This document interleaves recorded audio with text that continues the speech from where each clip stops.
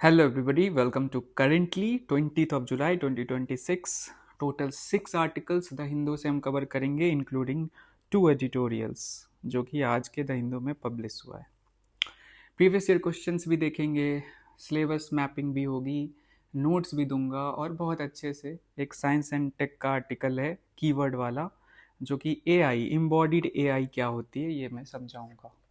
ये सारी चीज़ें होंगी बट उससे पहले स्ट्रीक मेंटेन कीजिए और आज से अगर आपने कंटिन्यूसली फॉलो नहीं किया है करेंटली तो आज से फिर से रिस्टार्ट कर सकते हो और कमेंट सेक्शन में जाइए और अपना अटेंडेंस मार्क कीजिए। वीडियो को भी लाइक कर दीजिए, चैनल पे नए हैं तो सब्सक्राइब कीजिए और आज से ही आप चैनल ये स्ट्रीक को आज से ही स्टार्ट कर सकते हो अगर आप न्यू हो इस चैनल पे। हाइप वगैरह भी कर सकते हो।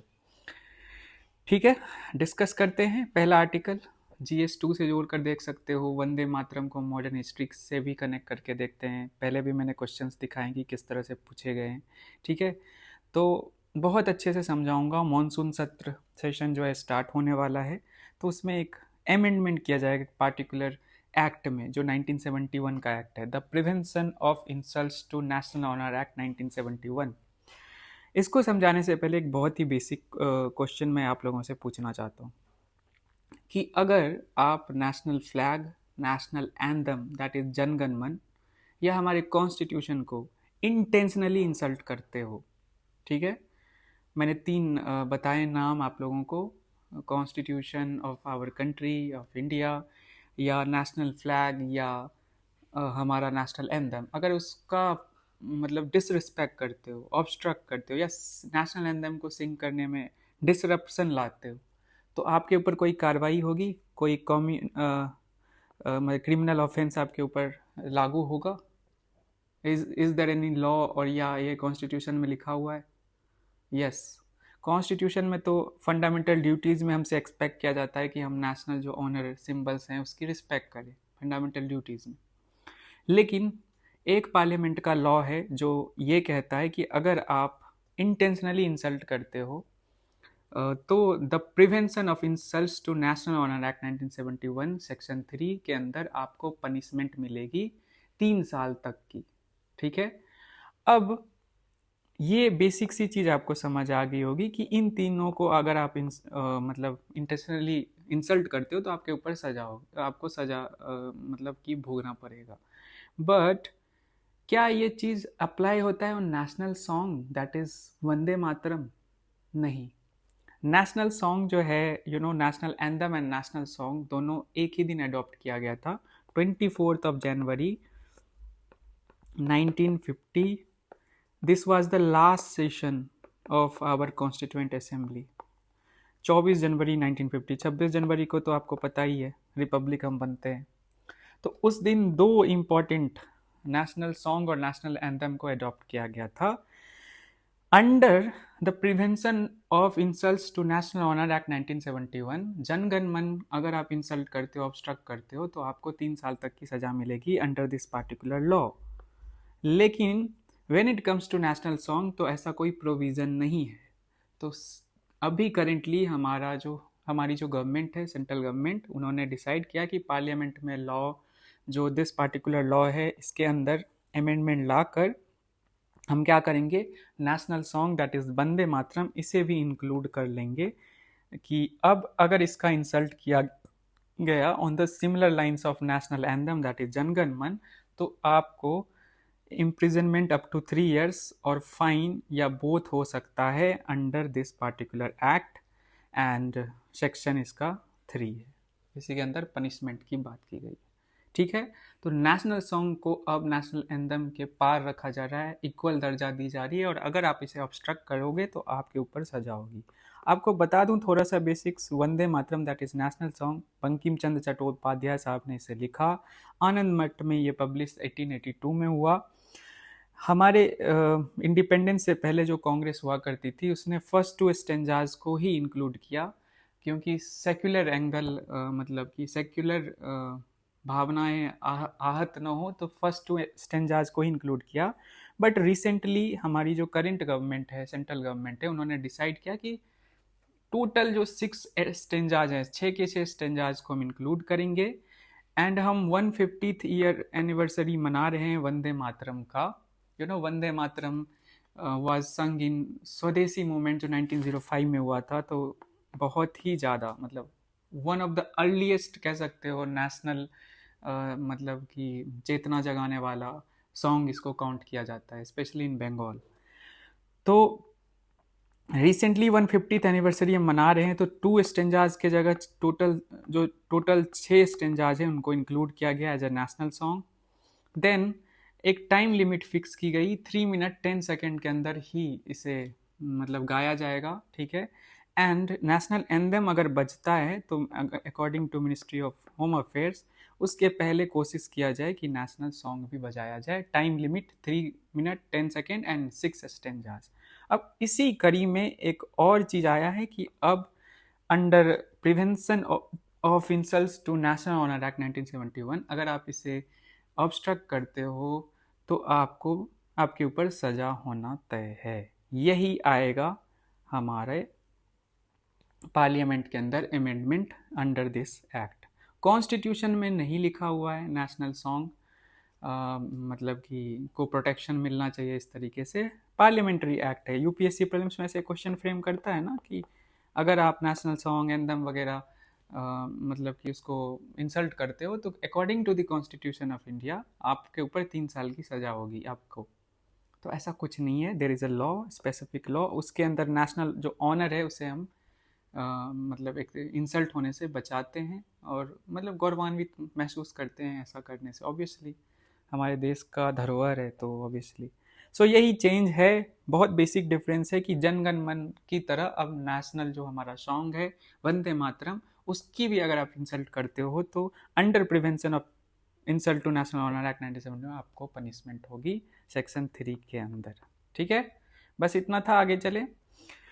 दूसरा आर्टिकल है इम्बॉडीड एआई, ठीक है। क्या होता है एआई? देखो एआई तो आपको पता है, उसके एप्लीकेशन पे यूपीएससी प्रीलिम्स में मल्टीपल टाइम्स क्वेश्चन पूछे गए। 25 26 में जो एआई आगे बढ़ रहा है, पहले तो एप्लीकेशंस पे क्वेश्चन ये आया है, आपको दिख रहा होगा। अब जो एआई आगे बढ़ रहा है ना, मतलब कि मशीन लर्निंग, ठीक है, तो उस कड़ी में जो एडवांसमेंट हो रहा है उस पर क्वेश्चन यूपीएससी प्रीलिम्स से पूछ रहा है। मैंने कई बार बताया भी है, अभी मुझे बताना है बस इम्बॉडीड एआई क्या होता है, मीन यही है। तो सिंपल समझो कि आप जाते हो क्रिकेट, आपको मतलब क्रिकेट का एग्जांपल मुझे सबसे कॉमन दिखता है तो मैं बता दूं कि जस्ट सपोज मुझे फुल टॉस बॉल पे 6 मारना है, तो हम एआई चैट जीपीटी के पास गए और लिखा हमने कि what should be the technique to hit 6 to a full toss और अ बाउंसर। तो चैट स्टार्ट होगा between me and AI, chat GPT या कोई भी आप जेमिनी यूज़ कर रहे हो, और वो टेक्निक बताएगा कि अपने हेड पोजीशन को, हैंड आई कोऑर्डिनेशन को ऐसे रखो कि आप 6 मार सकते हो, ठीक है। अब एक तरह का ये चैट बॉट हो गया, वो बता रहा है कि कैसे आप मार सकते हो 6 टू अ फुल टॉस या बाउंसर, ठीक है। अब उसी एआई के अंदर मतलब हम बॉडी अगर डाल देंगे, समझ रहे हो, एआई के अंदर बॉडी डाल दिया और उसको खड़ा कर दिया और बोला अब तू 6 मार, ठीक है। तो उसको प्रॉपर क्रिकेट वाले एनवायरनमेंट में तो एआई के अंदर बॉडी डालने का मतलब क्या होगा कि एक रोबोट, तो उसको बोला कि चल अब 6 मार के दिखा फुल टॉस और मुझे सिखा तू फुल टॉस या बाउंसर पर। तो क्या होगा, वो रोबोट फिर आपको करके दिखाएगा, ठीक है। तो इम्बॉडीड एआई का सिंपल मतलब होता है कि एआई के अंदर बॉडी डाल दिया। एक होता है चैटबॉट पे आप बात कर रहे हो बैठ के कि कैसे होगा क्या होगा, वो बहुत सारे आपको समस्याओं का सॉल्यूशंस देता है। इम्बॉडीड एआई जो कीवर्ड है न्यूज में चल रहा है, इसका सिंपल सा मतलब होता है कि फिजिकल बॉडी हमने दे दिया एआई को और फिर जैसे एआई फंक्शन करती है उस बॉडी को यूज़ करेगी कोई काम करने के लिए। मतलब एप्लीकेशन जो एआई का है अब इधर भी बढ़ रहा है एम्बॉडीड एआई के रूप में, ठीक है। Manufacturing, logistics, health care, defence, disaster response and household assistance, इन सब में हम यूज़ कर सकते हैं अगर हमने मतलब कि उस तरह से ट्रेन कर लिया अपने एआई ब्रेंड रोबोट को। फाइन। तो इम्बॉडीड एआई का सिंपल मतलब है कि एआई विथ अ बॉडी। हम जो नॉर्मली एआई से अभी कर रहे हैं इंटरेक्ट, उसकी कोई बॉडी नहीं है, सॉफ्टवेयर है वो, लेकिन हम उससे आगे बढ़ रहे हैं और उसके अंदर बॉडी मतलब उसको बॉडी प्रोवाइड करा रहे हैं एआई को, तो फिर क्या होगा, उसका मल्टीपल एप्लीकेशन है। ठीक है। न्यूरोमॉर्फिक एआई, सिंपल मतलब होता है कि जिस तरह से हार्डवेयर मतलब ब्रेन इंस्पायर्ड, जैसे हमारा न्यूरॉन्स काम करता है ना, तो उसको बोलते हैं न्यूरोमॉर्फिक एआई। ये तो ट्रेडिशनल वे है। इम्बॉडीड एआई क्या है कि हम क्या कर रहे हैं, बॉडी दे दे रहे हैं एआई को। तो यही दो टर्म्स डिस्कस किए गए हैं। और इम्बॉडीड एआई स्पेसिफिकली हमने देखा कि इन AI integrated with a physical robot capable of sensing, reasoning, learning and acting. Intelligence is distributed across the brain, body and environment. ठीक है। की चैलेंजेस, इसमें कुछ चैलेंजेस भी इस आर्टिकल में डिस्कस किए गए हैं रिगार्डिंग इम्बॉडीड एआई। तो सिमुलेशन टू रियल गैप, जो परफॉर्मेंस होता है ना, कि जैसे अब हिट करना है बाउंसर को, तो जिस स्पीड से उसने बताने में कोई कसर नहीं छोड़ा, मुझे सब कुछ बता दिया, बट जिस स्पीड से बॉल आ रहा है और हिट करना है, वो स्पीड नहीं मतलब मेंटेन कर पा रही है जो एआई है, इम्बॉडीड एआई है। ठीक है। तो ये एक बड़ा चैलेंज है कि अब बॉल आ रहा है और हम मेंटली प्रिपेयर्ड हैं, हिट करेंगे, बट बॉडी उस तरह से मूव नहीं कर रही है। रोबोट का जो हैंड आई कोऑर्डिनेशन है उस तरह से काम नहीं कर रहा है कि वो सिक्स मार दे। ठीक है। मोस्ट ऑफ द टाइम्स कर देता है, बहुत सारे ऐसे समय होते हैं नहीं करता है। तो ये एक तरह का इशू है, की चैलेंज है when it comes to embodied AI. ठीक है। So simulations often does not match real world conditions. बस यही समझना था, इम्बॉडीड एआई होता क्या है। न्यूरोमॉर्फिक एआई मतलब AI with a brain like chip, मतलब सेंसर वाला जो ट्रेडिशनल तरीका आप देखते हो, बस इतना ही मुझे समझाना था। Third article is very simple. बहुत सारे बच्चे पूछते हैं स्टेट पीसीएस, तो मैंने कभी इस चीज़ को नज़रअंदाज नहीं किया। जहाँ मुझे ज़रूरत लगा पीआईबी, जहाँ ज़रूरत लगा ऐसे आर्टिकल्स जो स्टेट पीसीएस के लिए काफ़ी इंपॉर्टेंट होते हैं, उसे मैंने इंक्लूड किया। और कोई भी करेंटली अच्छे से अगर फॉलो करेगा तो उसको पता है, कल ही पेपर हुआ है सीएपीएफ का, निकाल के देख लीजिएगा क्वेश्चन, जो आपको कुछ स्टैटिक के भी क्वेश्चन जो डिस्कस हम करते हैं, आपके कॉन्सेप्ट बनाने की कोशिश करते हैं with in the currently, and current affairs वाले तो देख ही लेना कितने क्वेश्चन आए होंगे। मैंने अभी अच्छे से नहीं देखा, पर मैंने ऊपर ऊपर से देखा था, तो मुझे लगा कि हाँ, वो कभी और देखेंगे, कोई बात नहीं है। अमित शाह ने अनवील किया इंडिया का पहला इमर्सिव लैंग्वेज म्यूजियम। ठीक है। ये तो मुझे समझाना, इमर्सिव लैंग्वेज म्यूजियम क्या है, पढ़ लिया होगा आप लोगों ने, पर कहाँ खुला, क्या खुला, ये भी देख लेते हैं। तो कोलकाता के नेशनल लाइब्रेरी में भारत का पहला इमर्सिव लैंग्वेज म्यूजियम, जिसका नाम रखा गया है शब्दलोक, ये है स्टेट पीसीएस के लिए प्रॉपर आर्टिकल। ठीक है। So the thing is, national library की जो कोलकाता में है, वहाँ पे इंडिया का पहला इमर्सिव लैंग्वेज म्यूजियम खोला गया। ठीक है। ओके। अब क्या होता है इमर्सिव लैंग्वेज म्यूजियम, जो इसको खास बनाता है, तो बहुत ही सिंपल वे में मैं समझा देता हूँ कि ट्रेडिशनल म्यूजियम क्या होता है। जैसे फॉर एग्जांपल हम गए इंडस वैली, जो आईवीसी के कुछ होते हैं ना आर्टिफैक्ट्स जो हैं म्यूजियम में पड़े होते हैं, तो हम जाते हैं, शीशा लगा होता है, हम देखते हैं, उसको पढ़ते हैं, ठीक है, कुछ लिखा हुआ है, या इंडस वैली का तो डेसिफर नहीं हुआ है, और भी 1000 साल पहले जो चीज़ें डेसिफर हो गई हैं और वो म्यूजियम में रखा हुआ है, तो उसे हम पढ़ते हैं। ये ट्रेडिशनल तरीका होता है म्यूजियम में जाके। इमर्सिव में क्या होता है कि सिंपल इसका मतलब होता है कि हम टेक्नोलॉजी को इतने अच्छे से यूज़ कर रहे हैं, ठीक है, fine, hologram, motion sensor technology, interactive visitor experience, इन सब को इतने ब्यूटीफुली यूज़ कर रहे हैं कि आपको ऐसा फील होगा कि आप you are inside the language rather than just reading about it on a wall. आपको लगेगा कि आप एक्चुअली 1000 साल पहले पहुंच गए हो। आपको लगेगा यहीं हैं, वहीं हैं हम अभी हम वहीं। ऐसा नहीं कि हम एक दीवार पे टंगा होता है फोटो और उसे पढ़ रहे हैं, रीड कर रहे हैं। ट्रेडिशनल तरीका यही होता है। ठीक है। तो शब्द लोक के अंदर अगर आप जाओगे ना, तो आपको लगेगा आप असली में वहीं हो, मतलब उस 1000 साल पहले आप चले गए हो। जो भी आपको लिखा हुआ है उसे इस तरह से पढ़ोगे, मतलब इतना इंटरैक्टिव है। ठीक है। तो इमर्सिव मतलब क्या था, डूबना। इमर्सन मतलब होता है डूबना, तो यही इसका कोर मतलब है। So national library under the ministry of culture इसे डेवलप किया गया है। Location national library campus Kolkata West Bengal है, और ये यूज़ करता है digital display, hologram, motion sensor technology for interactive visitor experiences. ठीक है, और किस तरह से इंडियन लैंग्वेजेस इवॉल्व हुई है उसके बारे में भी आपको पता चलेगा।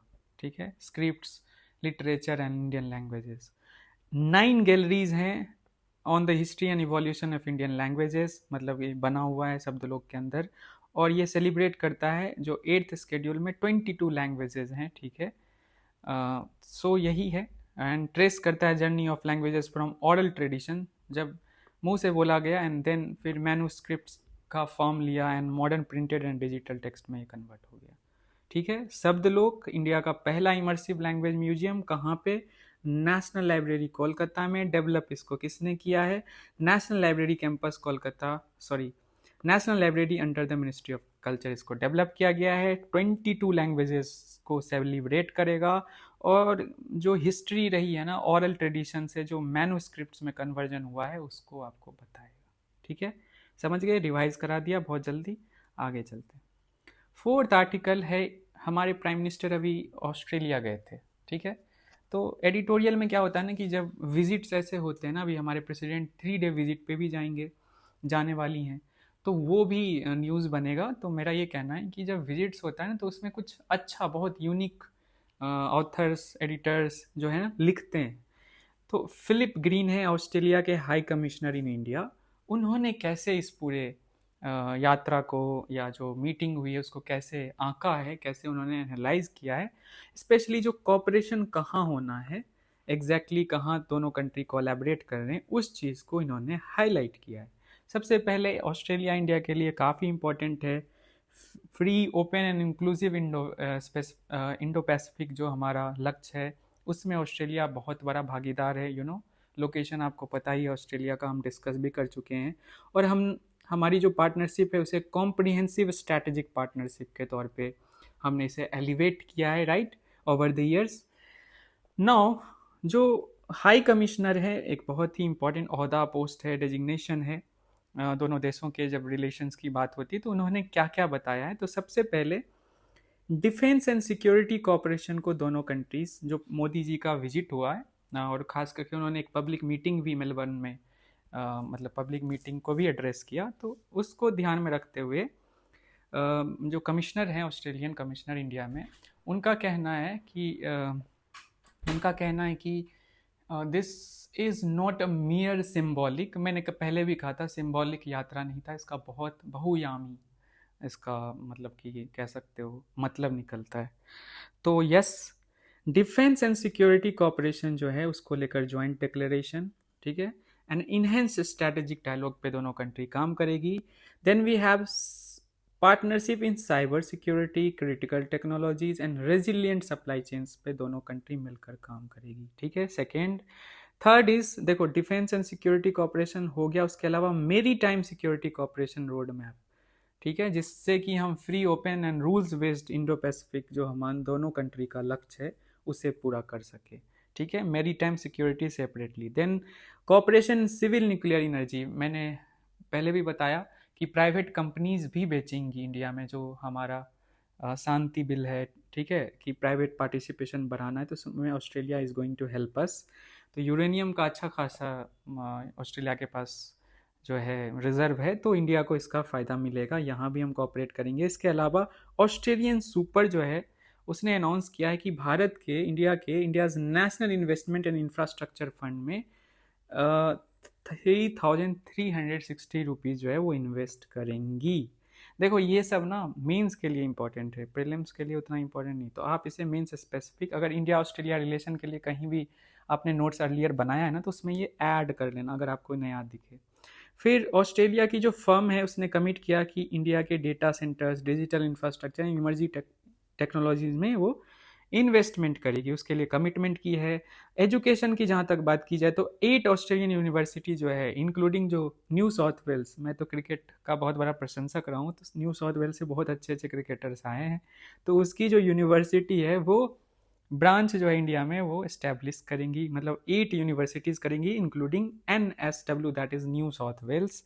ठीक है, उसके अलावा इंस्टीट्यूशनलाइज्ड किया जाएगा annual g'day Namaste initiative, जिससे कि डिपेंड किया जाए trade innovation, tourism and cultural exchanges, and expand किया जाएगा collaboration in critical minerals, clean energy, education की बात हो ही गई है, manufacturing, sports, skilled workforce and mobility, इन सब में बहुत बेसिक चीज़ें हैं। और रीअफर्म किया गया Indian diaspora as a strategic pillar. Australia ने इस चीज़ को रीअफर्म किया कि जो भारत के लोग वहाँ हैं, डायस्पोरा जो इंडिया की है, वो बहुत इंपॉर्टेंट है दोनों देशों के बायलेटरल, चाहे वो इकोनॉमिक, कल्चरल, इनोवेशन पार्टनरशिप हो। ठीक है, तो डायस्पोरा का भी ध्यान रखा जा रहा है। सॉरी, 1 मिनट मुझे दे दें, आप लोग तब तक इस आर्टिकल को देख सकते हैं। जेनजी बहुत न्यूज़ में है। जेनजी को किस तरह से हम एक, या आप तब तक मैप देखना चाहो तो देख लो, मुझे थोड़ा सा इस मैप को तब तक देखिए आप। ये माली है, वेस्टर्न अफ्रीका की एक कंट्री, और आसपास देख लीजिए, और एक इम्पॉर्टेंट रिवर है that is niger.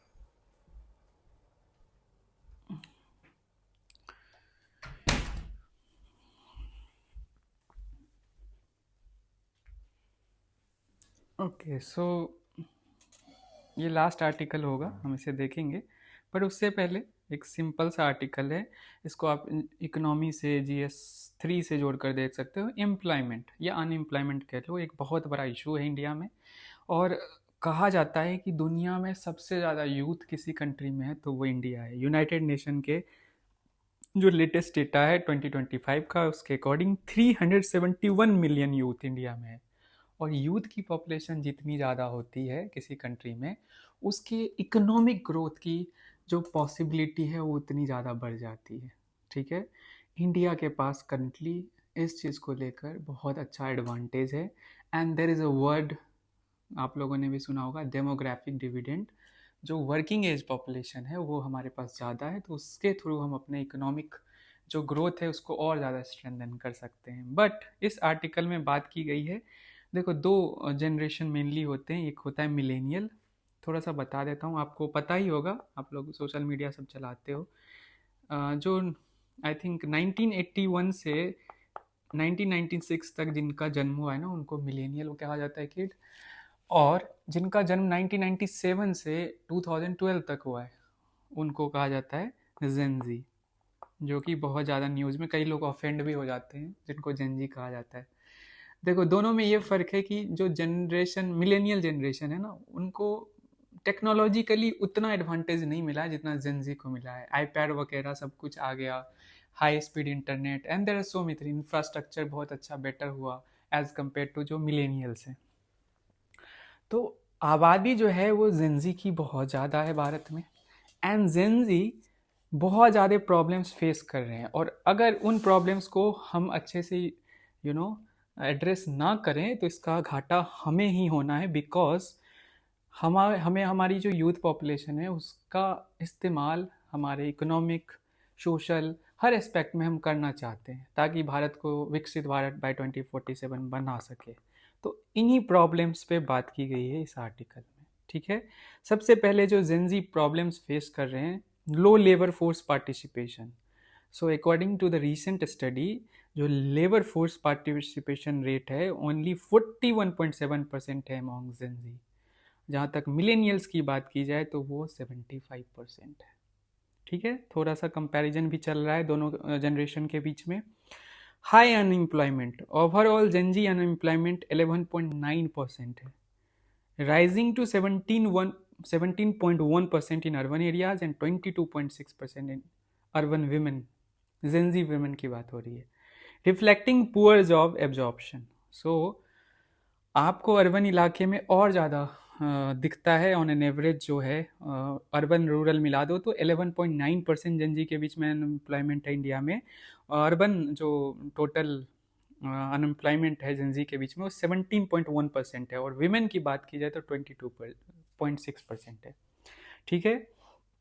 Graduate employment crisis, unemployment among graduate stands eight 29%, increasing to 36.9% for female graduates, highlights the education employment। एक तरफ बच्चे ग्रेजुएट तो हो रहे हैं पर उनको जॉब नहीं मिल रहा है, तो उस लेवल की स्किल भी नहीं है। ठीक है, तो जेंजी ये भी फेस कर रहे हैं। ग्रेजुएट मतलब पढ़ाई तो हो रही है पर पढ़ाई को जॉब में कन्वर्ट हम नहीं कर पा रहे हैं। Informal and insecure employment, a large share of youth is engaged in casual work, mostly casual work, unpaid जो फैमिली वर्क है उसमें हैं। ठीक है, इनफॉर्मल है और ऑर्गेनाइज्ड वे में नहीं है। Only 17.3% have formal employment contracts. So formalisation, informalisation जो इंडिया में है उसका दंश जो है जेनजी भी फेस कर रहे हैं। पहले भी होता था, 90% हम पढ़ते आ रहे हैं, जेनजी के अमाउंट में भी ये अच्छा खासा परसेंटेज है। Then weak social security, only 20.1% of Gen Z workers are covered by social security, making employment highly vulnerable। Social security जो बेनिफिट्स मिलते हैं, प्रोविडेंट फंड्स एंड एवरीथिंग, उसका रेट जो है आपको 20.1% ही है। जेंडर डिस्पैरिटीज़ भी दिखता है यहाँ भी, मेल फीमेल गैप है among the Gen Zs. So women continue to face lower labor force participation due to unpaid care work, safety concern and social norms and limited access to quality jobs। ठीक है। And then we have structural labour market challenges, जो structural challenges हैं, long term challenges हैं। ठीक है, वो आप तो फेस कर ही रहे हो, जिसमें skill mismatch, automation, artificial intelligence, slow growth of labour intensive sectors are reducing employment opportunities for educated youth. तो ये सारे प्रॉब्लम्स जेनजीज फेस कर रहे हैं विद डेटा। आप इसे लिख सकते हो, अगेन ये मेंस के लिए इंपॉर्टेंट है, नोट्स बनाना है तो बना लीजिए। ओवरऑल ये जेनजी के लिए कह लो या आज के यूथ के लिए कह लो, सब पे इक्वली अप्लीकेबल है। अगर बात स्पेसिफिकली जेनजी जनरेशन की होगी इंडिया में, तो भी हमारे पास इतना डेटा है और फैक्ट्स है। जनरली ये सब के लिए जेनरिक है, यूज़ किया जा सकता है। नाउ वे फॉरवर्ड क्या है, labour intensive manufacturing services sector पे को बढ़ावा देने की ज़रूरत है, ज़्यादा लोगों को जॉब मिलेगी। स्कूल टू वर्क पाथवेज हमें क्रिएट करना चाहिए। अप्रेंटिस जो सिप्स होती है, वोकेशनल एजुकेशन होता है, इंडस्ट्री एकेडमिक पार्टनरशिप होता है, इनको बढ़ावा देना पड़ेगा। सो दैट जैसे ग्रेजुएट होने के बाद एम्प्लॉयमेंट नहीं मिलता है, तो उस ऐसे क्राइसिस को हम इस तरह से एड्रेस कर सकते हैं। Higher education and skilling with industry demand and emerging technology, ये भी हमें उस हिसाब से ट्रेन करना पड़ेगा। आपको पता होगा नेशनल एजुकेशन पॉलिसी 2020 इस चीज़ पे बहुत ही ज़्यादा प्रेस करता है। Expand formal employment by improving social security, written contracts and labour protection, ये तो सरकार का काम है। और लेबर कोड्स जो हैं उसको लागू करने के बाद ये चीज़ें और बेटर वे में की जा सकती है। ठीक है, और फीमेल लेबर फोर्स पार्टिसिपेशन को हम कैसे बढ़ा सकते हैं, तो child care support, safe transport, flexible work arrangements and gender sensitive work places, ये 4-5 चीज़ें हैं।